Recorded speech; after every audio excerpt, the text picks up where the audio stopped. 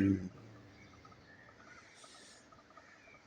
وعن أبي هريرة رضي الله تعالى عنه أن رسول الله صلى الله عليه وسلم قال: ثلاث منجيات وثلاث مهلكات، فأما المنجيات فتقوى الله في السر والعلانية، والقول بالحق في الرضا والسخط، والقصد في الغنى والفقر. وأما المهلكات فهوى متبع، وشح مطاع، وإعجاب المرء بنفسه وهي أشدهن۔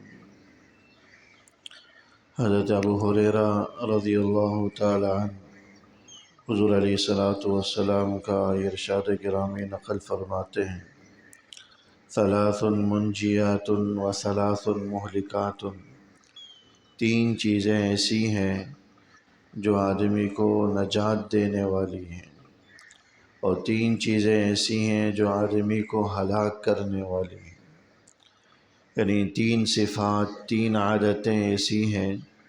کہ اگر انسان ان تین عادتوں کو اختیار کر لے، اپنے اندر ان تین صفات کو پیدا کر دے، تو وہ دنیا میں بھی نجات پائے گا اور آخرت میں بھی اللہ جل شانہ جہنم کی سزاؤں سے اسے نجات عطا فرمائے گا۔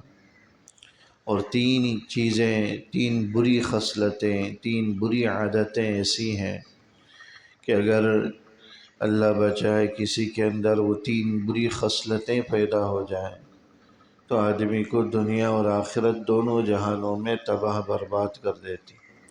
آخرت میں بھی اس کی پکڑ اور اس کی ہلاکت یقینی ہو جاتی۔ تین چیزیں جو نجات دینے والی ہیں وہ کون کون سی ہیں؟ فرمایا کہ فَتَقْوَى اللَّهِ تَعَالَى فِي السِّرِّ وَالْعَلَانِيَةِ، کہ ہر حال میں اللہ کا تقوی اختیار کریں، فی السِّرِّ وَالْعَلَانِيَةِ، مجمع میں ہو یا تنہائی میں ہو، دونوں حالتوں میں اللہ کا ڈر، اللہ کا خوف پیدا کریں، تقوی کو پیدا کریں۔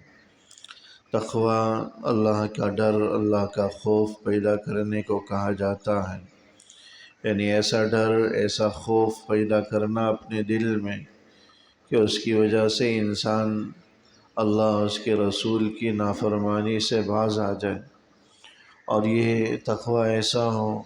کہ جس طرح وہ بھرے مجمع کے اندر لوگوں کے سامنے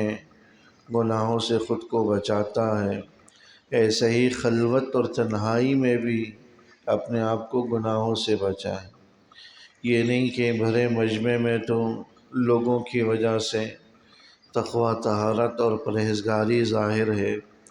لیکن جب خلوت اور تنہائی ہو تو شیطان مسلط ہو جاتا ہو، ہر قسم کے گناہوں کے ساتھ آلودہ ہو جاتا ہو۔ یہ کوئی تقوی نہیں ہے، یہ تو دکھلاوا ہے۔ یعنی لوگوں کے سامنے تو متقی، پرہیزگار ہے، اور پھر خلوت میں اور تنہائی میں گناہ اس کے ساتھ جڑے ہوئے ہیں، گناہوں کا بازار گرم ہے، گناہوں کا دروازہ کھلا ہوا ہے۔ یہ دکھلاوے کا تقوی طہارت ہے، پرہیزگاری ہے، یہ حقیقی تقوی طہارت نہیں۔ حقیقی اور صحیح معنوں میں جب تقوی دل میں پیدا ہوتا ہے، اللہ کا ڈر اور خوف پیدا ہوتا ہے، تو وہ جلوت اور خلوت دونوں حالتوں میں اللہ اس کے رسول کی نافرمانی سے روکتا ہے۔ یہ نہیں کہ لوگوں کے سامنے تو لوگوں کی وجہ سے شرما شرمی میں گناہوں سے باز آ رہا ہے، لیکن جیسے ہی خلوت و تنہائی ملتی ہے دوبارہ سے گناہوں کا سلسلہ شروع، اللہ اس کے رسول کی نافرمانی کا سلسلہ شروع۔ تو یہ کوئی تقوی نہیں ہے، بلکہ یہ تقوی کا اظہار ہے، ظاہری تقوی ہے، تقوی کا دکھلاوا ہے۔ حقیقی تقوی تو انسان کو تنہائی میں بھی اللہ کا خوف دل میں رکھتا ہے، گناہ سے روکتا ہے۔ لہذا آدمی کو نجات دینے والی پہلی چیز کہ فَتَقْوَى اللَّهِ فِي السِّرِّ وَالْعَلَانِيَةِ، کہ خلوت میں ہوں یا جلوت یعنی مجمع میں ہوں، دونوں حالتوں میں اللہ کا ڈر دل میں پیدا کرنا، تقوی پیدا کرنا۔ دوسری چیز جو آدمی کو نجات دیتی ہے، دوسری عمدہ خصلت، والقول بالحق فی الرضا والسخط، کہ ہر حال میں سچی بات کہنا اور برحق بات کرنا، اگرچہ آدمی غصے میں ہو کہ خوشی میں ہو، راضی ہونے کی حالت ہو یا کہ ناراضگی کی حالت ہو، بہر صورت برحق بات کرنا، یعنی اگر سامنے والے سے ناراضگی چل رہی ہے تب بھی اس کے حوالے سے برحق اور کھری بات کرنا، سچی بات کرنا، اور ناراضگی نہیں چل رہی، کسی سے گہرا تعلق ہے تب بھی برحق بات کرنا، سچی بات کرنا۔ یعنی آدمی عام طور پر ان دو مواقع کے اندر حق سے ڈگمگا جاتا ہے۔ اگر کسی سے بہت گہرا تعلق، بڑا دوستانہ اور یارانہ ہے، یا یہ کہ وہ اپنی برادری والا، اپنی زبان والا ہے، یا یہ کہ وہ اپنا خاندان والا ہے یا اپنا رشتہ دار ہے، تو اس کا ساتھ دینے میں یہ نہیں دیکھا جاتا کہ وہ حق پر ہے کہ نا حق پر ہے، اور میں جو بات کر رہا ہوں وہ درست کر رہا ہوں کہ غلط کر رہا ہوں۔ بس اپنے دوست، تعلق والے اور اپنے جان پہچان والے کا ساتھ دینے کے لیے غلط بیانی بھی ہو جائے تو اس سے گریز نہیں کیا جاتا۔ حالانکہ آدمی کے ایمان کی علامت یہ ہے کہ ایسے موقع پر کوئی ناراض ہوتا ہو تو ہو، جو درست بات ہے، سچی بات ہے، حق بات ہے، اسے کرنا چاہیے۔ دوسرا موقع جو ہے غصے کا ہوتا ہے کہ انسان اگر کسی سے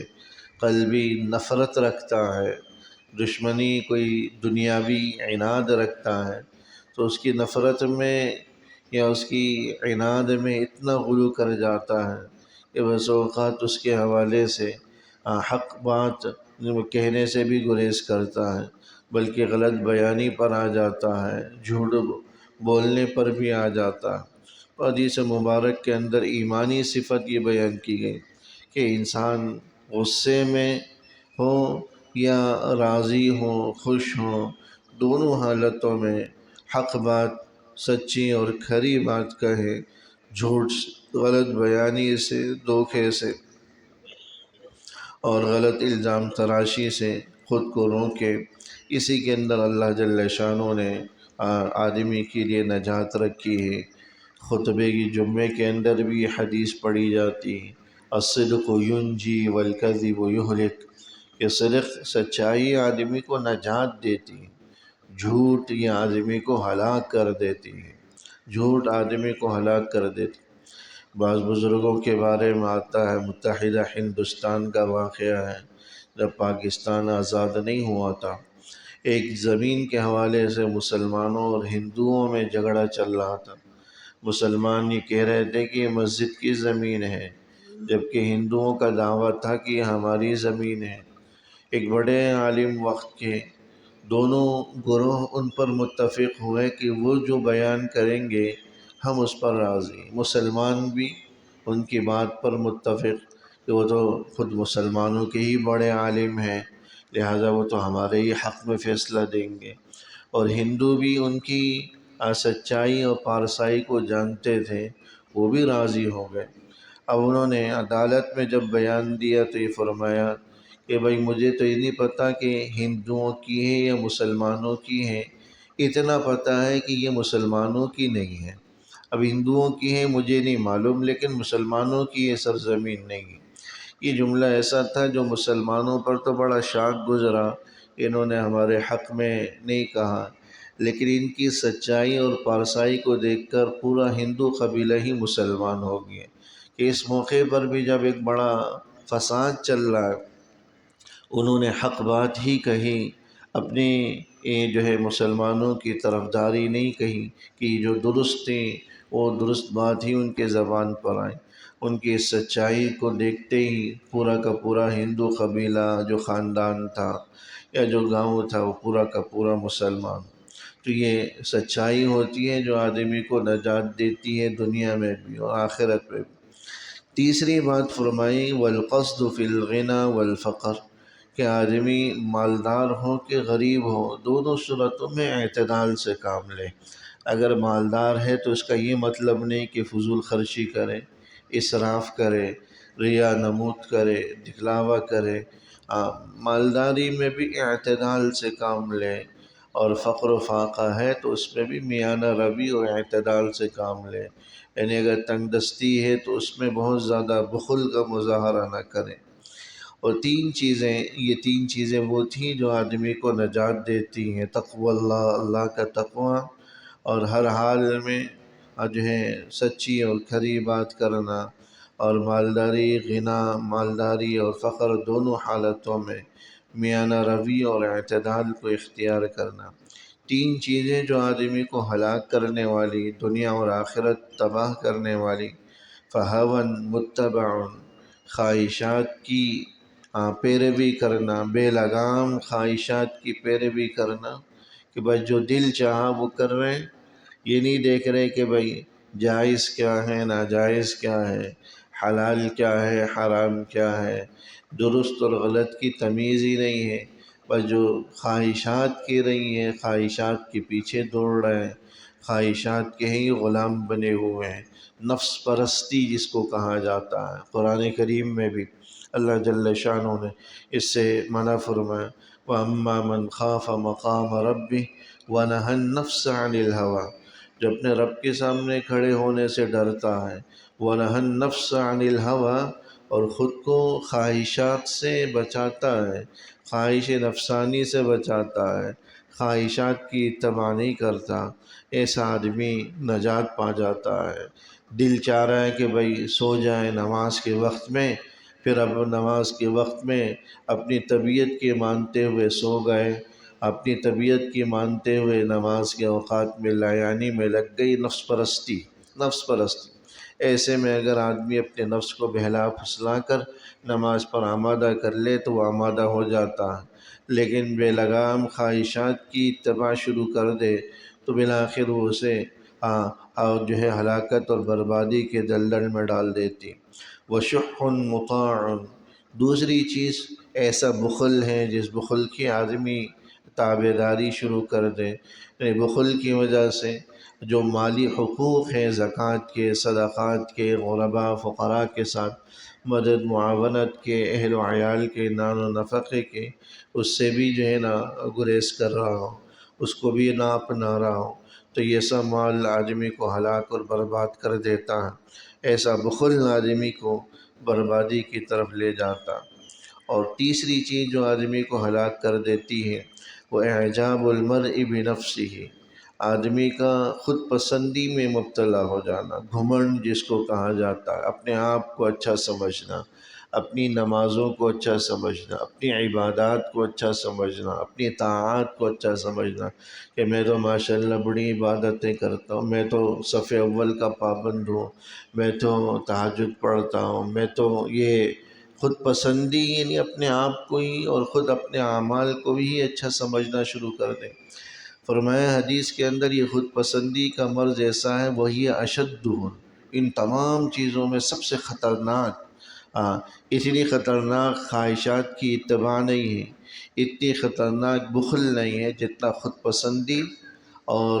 اپنے آپ کو جو ہے خود پسندی میں مبتلا ہو جانا، گھمنڈ میں مبتلا ہو جانا، یہ سب سے خطرناک ہے، کیونکہ اس کی وجہ سے آدمی تکبر میں مبتلا ہو جاتا ہے، خود پسندی کی وجہ سے، اور اسی خود پسندی کی وجہ سے آدمی دوسروں کو حقیر سمجھنا شروع کر دیتا ہے، اسی خود پسندی کی وجہ سے آدمی اپنی ہی رائے، اپنے ہی عمل کو